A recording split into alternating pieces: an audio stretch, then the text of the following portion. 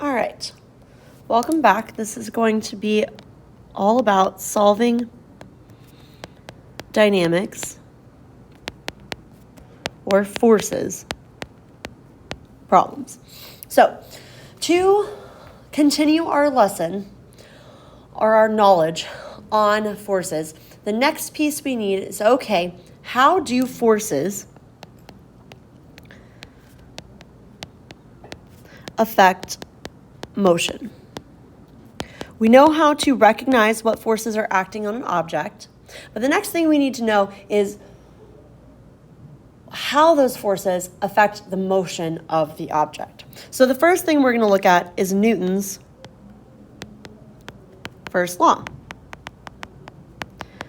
which states an object in motion will stay in motion unless acted on by an outside force.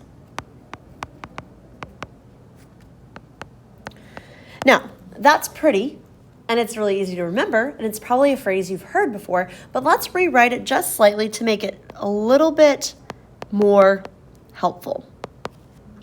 So, an object will continue to be at rest or moving with constant velocity unless a net force is applied. That does have to be an external net force, but this helps us use Newton's first law a little bit more. So, an object will continue to be at rest or moving with constant velocity unless a net force is applied. So, that gives us two options when thinking about forces. We can either have balanced forces, so the net force is 0, or we can have unbalanced forces where the net force is not 0. These are the two scenarios we could have. Technically, you could have no forces acting on an object, and those no forces would still add up. None would add up to 0, so it'd still be like having balanced forces. They would just be no forces, so that's kind of the same thing. But that means we have two scenarios, balanced forces and unbalanced forces. Are the forces acting on my object balanced or unbalanced? And this determines motion coming from Newton's first law. Newton's first law says if I have a net force applied to it, then I cannot continue to be at rest or moving with constant velocity. That means I must accelerate. So if I have unbalanced forces, I have to be accelerating. If I have balanced forces and therefore no net force applied, then I will continue moving continue being at rest or continue moving with constant velocity. So if I have balanced forces, then I'm either at rest or at constant velocity. I'm going to highlight that because it is a very big issue for students. They assume when the forces are balanced that the object can't be moving. That's not true. The object just can't be accelerating. So, if I have balanced forces, no acceleration, so that means my two options are I'm not moving or I'm moving at constant velocity. There cannot be a change in velocity unless I'm accelerating. If I have unbalanced forces, I'm accelerating. Typically, I accelerate in the direction of the net force.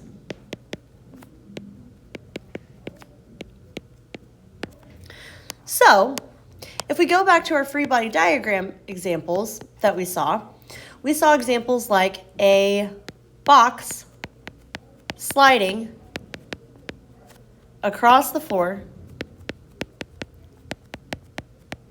while being pushed.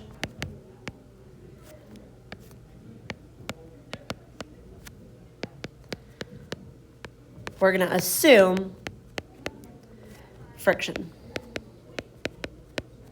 So there are two scenarios now. The box could be moving with constant velocity, or it could be speeding up. Actually, there's three options: speeding up, or maybe I'm not pushing hard enough and so the box is slowing down.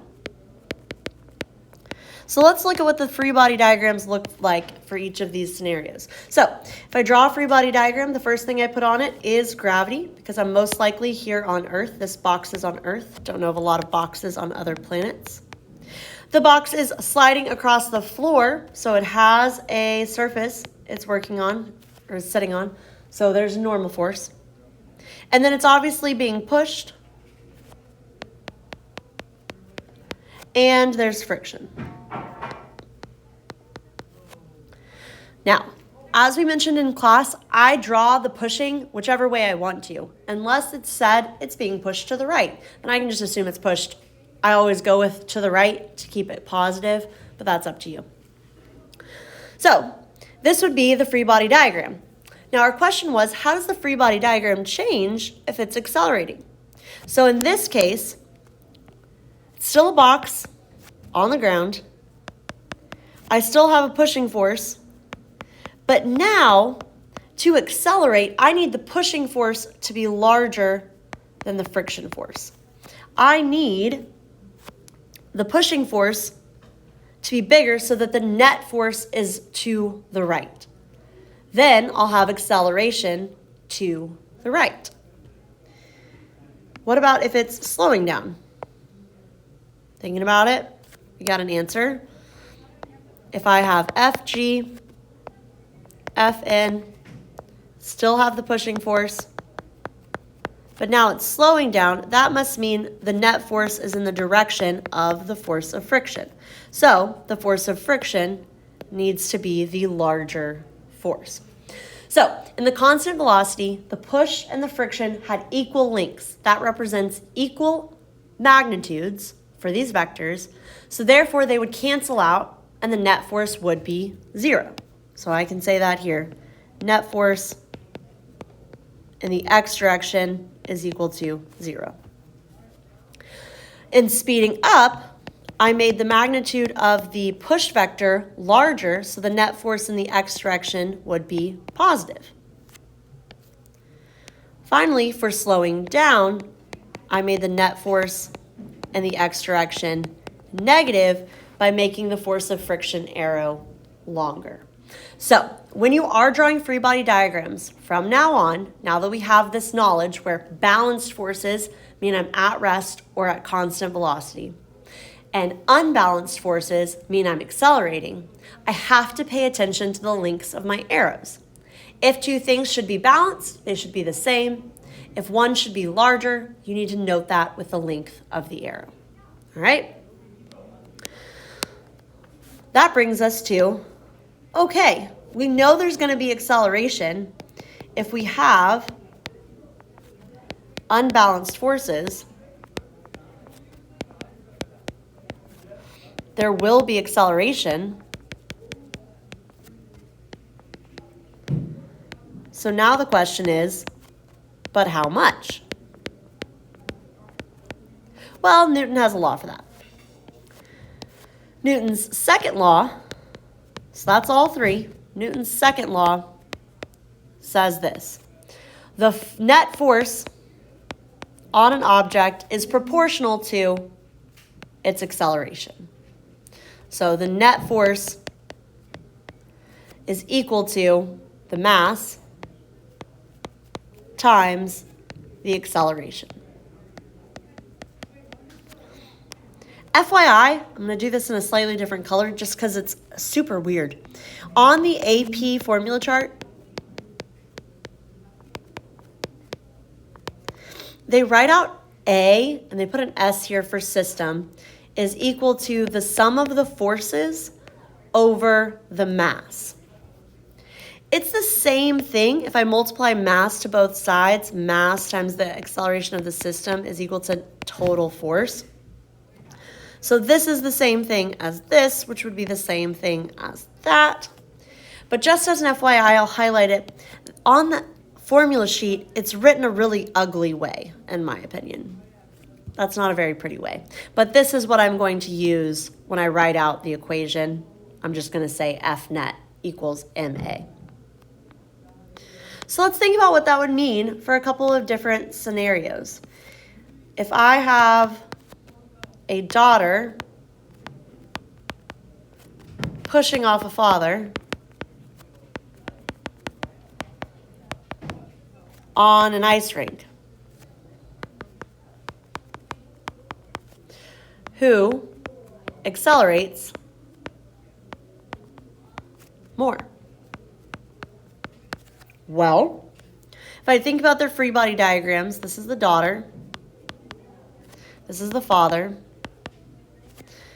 They are on Earth, so they have gravity. They are resting on a surface, so they have the normal force. Don't forget to do this step. You're going to get so good at these free body diagrams, you're going to forget to put normal force and gravity on there. You're like, no, I can't. But yes, you can. And they're going to push off of each other. So this is the force of the father on the daughter. This would be the force of the daughter on the father, right? Those two forces, I'll highlight them. Those two forces have to be equal. We learned from Newton's third law. However much the daughter pushes off the father pushes off the daughter. So the force is the same for both of them, but their mass is different. Let's say the mass of the daughter is m. The mass of the father is 5m. So the question is, who would accelerate more? Well, if I divide by m, the daughter accelerates at a rate of F over m. The father accelerates at a rate of F.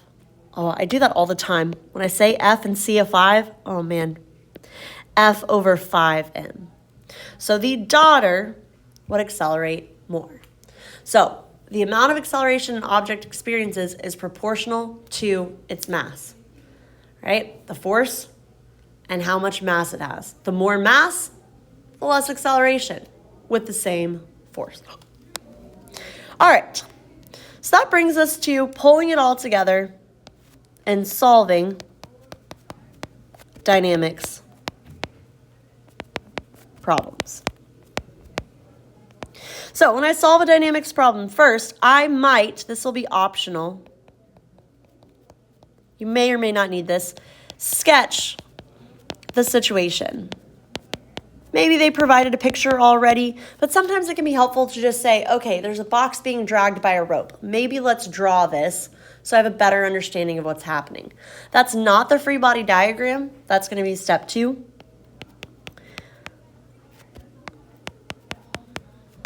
But the sketch can help you draw the free body diagram if you need help seeing the situation. So the next step is draw a free body diagram. The third step is going to be brand new. We are going to write Fnet equations in the x direction and the y direction.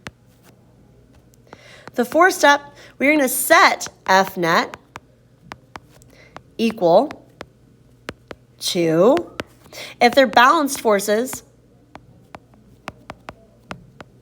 or if they're at rest or constant velocity, we're going to set it equal to 0, right? Because the Fnet, the force net, has to be 0 if I'm at rest or moving with constant velocity.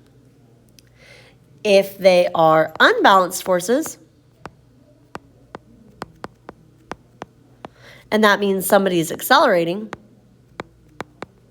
then Newton's second law tells me that I'm going to set it equal to mass times acceleration.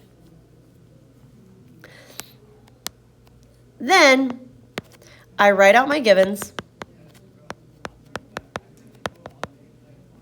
and unknowns and solve. So this is the process I'm going to use to solve every dynamics problem. All right, we're going to practice writing out these Fnet equations. This is the key step. I'm going to go through an example and show you. But the thing about the forces unit is that the equations aren't on the equation sheet. There are maybe two.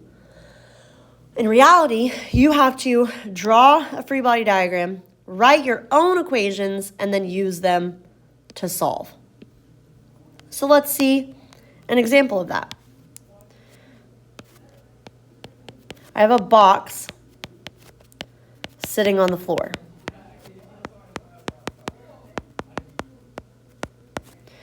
What is the normal force on the box? All right, so I'm going to first, I can sketch a picture of this, but it's really just a box, so I don't really need to. I'm going to draw the free body diagram. So this is a box sitting on the floor. So it's got FG going down, FN going up, right? It's resting on a floor. It is sitting on the floor. Nothing else is touching it. It's not moving, so there can't be any friction. So that's all of the forces. So I'm going to write an Fnet equation in the x direction, and I'm going to write an Fnet equation in the y direction. So in the Fnet x direction, there are no forces. So it's just equal to 0. There are no forces. There are no forces to net. So there's none. In the y direction, I have some forces. So when I write Fnet equations, I keep positive forces positive. So Fn is pointed up. It's going to be positive. And I keep negative forces negative. Fg is pointing down, so it's a minus. Now I've written Fnet equations. I have to decide whether to set this Fnet y equation equal to 0 or mass times acceleration. So this box is just sitting on the floor. So ask yourself, is it accelerating? No, it's just sitting there. It's not moving, so it can't be accelerating. So if it is at rest, I set my Fnet equation equal to 0. So 0 equals Fn minus Fg. I am looking for Fn. So I'm going to solve this equation. I'm going to add Fg to the other side. The normal force would just be equal to the weight of the box. Remember, Fg is the weight of the box. So if I said it was a 200 Newton box, then Fg would be 200. And so the normal force would be 200 newtons. Or if I said, just thinking outside here, or if I said the box was 200 kilograms, now that's the mass of the box. So I need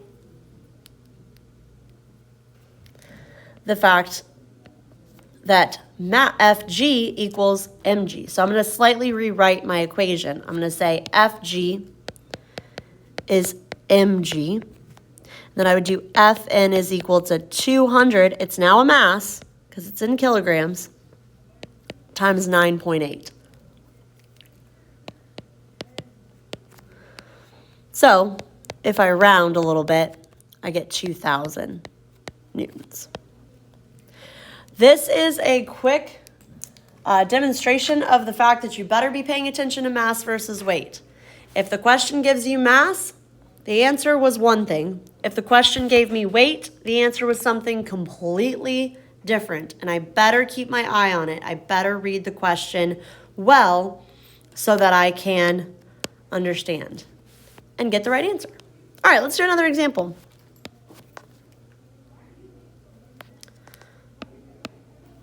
We're going to have,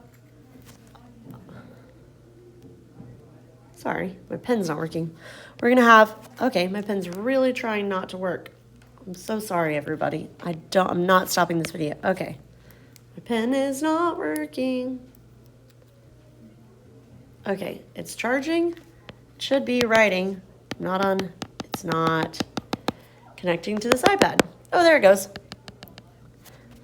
No. Okay, it's just my tip. Sorry. Okay, example, no. Okay, I'm trying to write. This is gonna drive me nutty.